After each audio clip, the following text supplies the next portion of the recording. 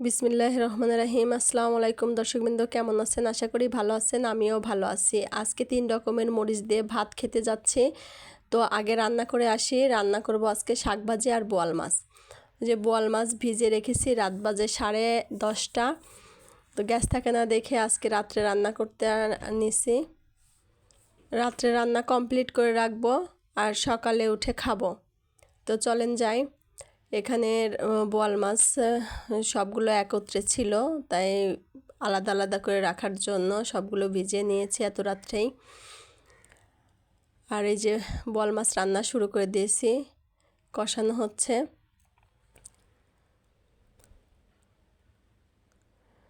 আপনারা লাইক দিবেন, কমেন্ট করবেন আর সাবস্ক্রাইব করবেন। দেখে অবশ্যই কমেন্ট করবেন আর একটা করে লাইক দিবেন।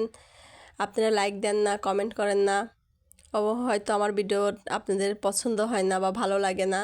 তো যাই হোক, আমার প্রতিদিনে যতটুকু কাজকর্ম করি ততটুকুই তুলে ধরার চেষ্টা করি। তবে একঘেয়েমি এক জিনিস দেখতে দেখতে ভালো নাও লাগতে পারে, তবে কষ্ট করে একটু দেখে নেবেন। তো যাই হোক, এই যে বাড়ির থেকে বোথার শাক আনছিলাম, সেগুলোই আর কি রান্না করতেছি। এই শাক ভাজিটা খুবই পছন্দ করেন অনেকেই, আমার কাছে খুবই ভালো লাগে। তো এদিকে বোয়াল মাছ আমার হয়ে গেছে রান্না প্রায়ই। আর রাত্রেও ডিস্টার্ব করে, গ্যাস অনেক ডিস্টার্ব করে, রাত্রেও ঠিকমতো থাকে না, জানি না কোথায় যেন কি হয়েছে। তো শাকটা তেলে দিয়ে ফেললাম।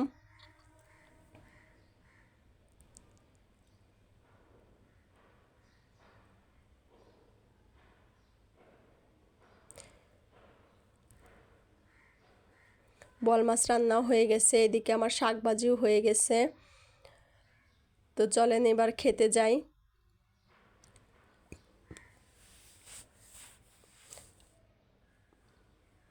এই যে আমি খেতে বসে গেছি। তো এই দুটা কি মরিচ আমি জানি না, অনেক বড় বড় দেখি, আমি কিনে নিয়ে আসছি।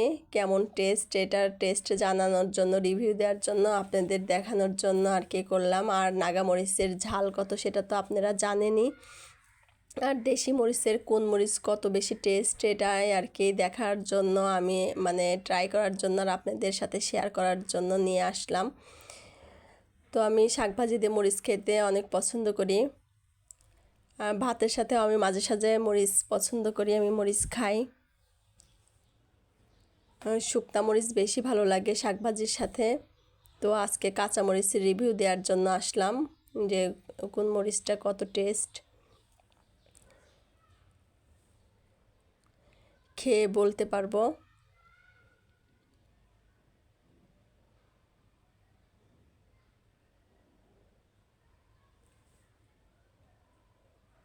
মরিচগুলো অনেক বিশাল বিশাল ছিল সাইজের।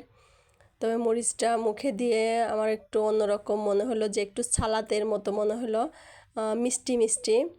অতটা অতটা ঝাল না, বলতে ঝাল নাই মরিচটার, কিন্তু অন্যরকম একটা টেস্ট আছে আর অন্যরকম একটা ফ্লেভারও আছে। আর সাথে আছে দেশি মরিচ আর নাগামরিচ।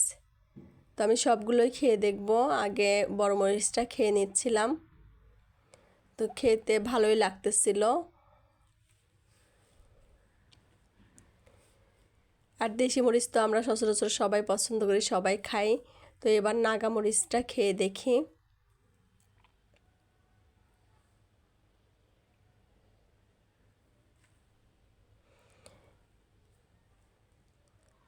তবে আজকে নাগা মরিচটা অনেক মজা লাগতেছিল, খুবই মজা লাগছে নাগা মরিচটা। একটু ঝাল, তারপরে একটু মিষ্টি মরিচ, আবার একটু ওই যে আমাদের দেশি কাঁচা মরিচের, সব মিলায়া আমার কাছে খুব ভাল লাগতেছিল খাইতে। তবে বেশি ভালো লাগছে নাগামরিচটা। নাগামরিচটার টেস্ট একটু অন্যরকম ছিল, ফ্লেভারও অন্যরকম, যারা খেয়েছেন তারা বুঝতে পারবেন। তার সাথে একটু বাইরের মরিচ, যেটা আমরা কখনো খাইনি বা আমি খাইনি, আপনারা হয়তো খেয়েছেন, ওই মরিচটাও দুর্দান্ত ছিল। আমি পুরা মরিচটাই খেয়ে ফেলেছি, আমার কাছে খুবই ভালো লাগছে মরিচটা। আপনারাও কিনে খেতে পারেন, যারা মরিচ পছন্দ করেন তাদের কাছে ভালো লাগবে।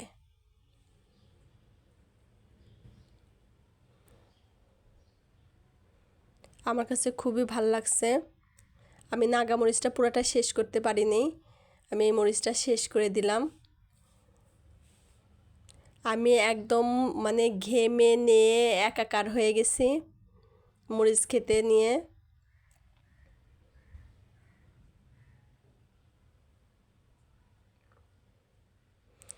কিন্তু মানে মুখের মধ্যে এক ধরনের ঝাল লাগতেছিল, কিন্তু ওই রকম ঝাল লাগতেছিল না যে আমি ঝালে একদম হয়ে যাচ্ছি, ওই রকম লাগতেছিল না। তবে একটু ঝাল ঝাল লাগতেছিল, কিন্তু দারুণ লাগতেছিল আজকের খাবারটা খেতে। আপনারাও খেয়ে দেখতে পারেন। আমার খাওয়া শেষ হয়ে গেল। তো ভালো থাকবেন, সুস্থ থাকবেন, আমার চ্যানেলের সাথেই থাকবেন। অবশ্যই অবশ্যই কমেন্ট করে জানাবেন আজকে আমার মরিচ খাওয়াটা কেমন হলো। আমি সম্পূর্ণ শেষ করতে পারলাম না। আল্লাহ হাফিজ।